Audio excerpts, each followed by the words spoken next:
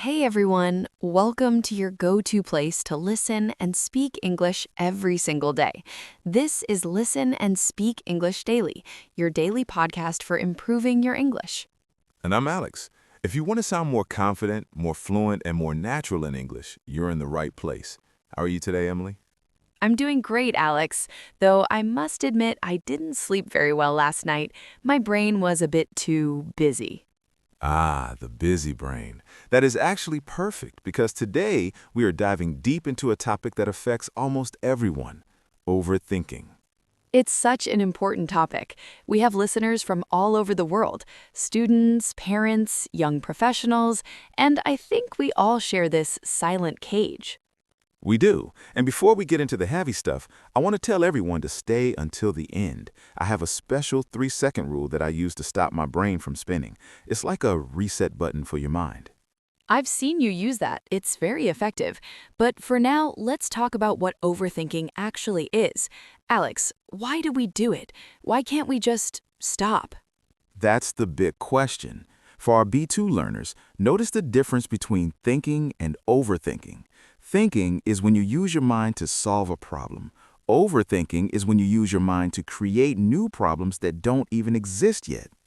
That is so true. It's like being on a treadmill. You are running very fast, you are getting tired, but you are staying in the exact same place. Let's look at a common scenario. It's 2 a.m. The house is silent, but your head is loud.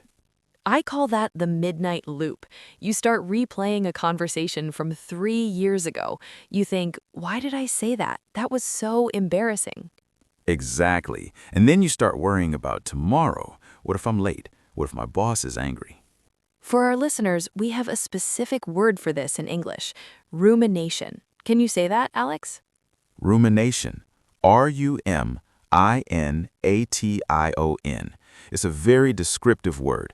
It comes from the way a cow eats grass, chewing it over and over again. When we ruminate, we chew on our worries until they become bitter. I love that image. It's very clear. Another phrase our listeners might know is analysis paralysis. Oh, that's a classic. It's when you analyze a situation so much that you become paralyzed. You cannot make a decision. I see this with my students all the time.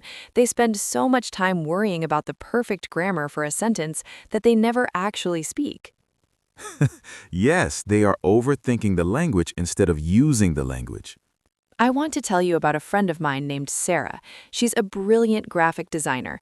Last week, she had to send a very simple email to her boss. Just a standard update? Yes, it should have taken 2 minutes, but Sarah sat there for 40 minutes. She wrote it, deleted it, wrote it again. She was worried about the tone. Was she worried about being too formal? Exactly. She thought, if I say hi, is that too casual? If I say dear sir, is that too old-fashioned? She was so stuck in her head that she actually forgot to attach the design file. So her overthinking caused the very mistake she was trying to avoid. Precisely. That is the irony. When we try to be perfect, we usually become clumsy. I think a lot of young professionals feel this pressure. We feel like we are walking on a tightrope. One small mistake and we think the whole world will judge us. But the reality is, most people are too busy overthinking their own lives to notice your small mistakes. It's not just a mental problem, though. Overthinking is exhausting for the body. It really is. Have you noticed how tired you feel after a day of doing nothing but worrying? Yes, your brain sends signals to your body that you are in danger. Your heart beats faster, your muscles get tight. It's called the fight or flight response. But there is no tiger. There is no fire. It's just a thought. So how do we stop it? I know you have a favorite strategy, Emily. I do. It's the 5-year rule. When I'm spiraling, I stop and ask, will this matter in 5 years? And what is the answer usually? Usually the answer is no. If it won't matter in 5 years, don't spend more than 5 minutes worrying about it. That is a great rule. It helps put things back into perspective. Before we get to Alex's secret 3-second rule, we have a small challenge for you. Yes, if you are still listening and practicing your English with us, please type the word peace in the comments section.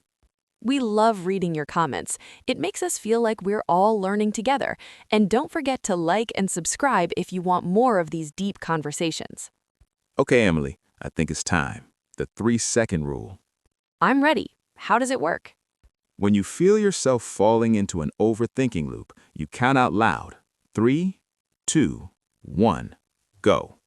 And then what? On go, you must physically move. You must change your environment, stand up, walk to another room, or drink a glass of cold water. So it's a physical break for the mental loop. Exactly. You don't give the brain time to build the cage. You take action. I love that. Action is the enemy of overthinking. Well said, Emily. Well, we hope this conversation helps you find a little more quiet in your mind today. Stop trying to figure it all out today, everyone. You weren't meant to carry the weight of tomorrow today. Until next time, keep listening, keep speaking. And keep being kind to your mind. Goodbye for now. Bye-bye.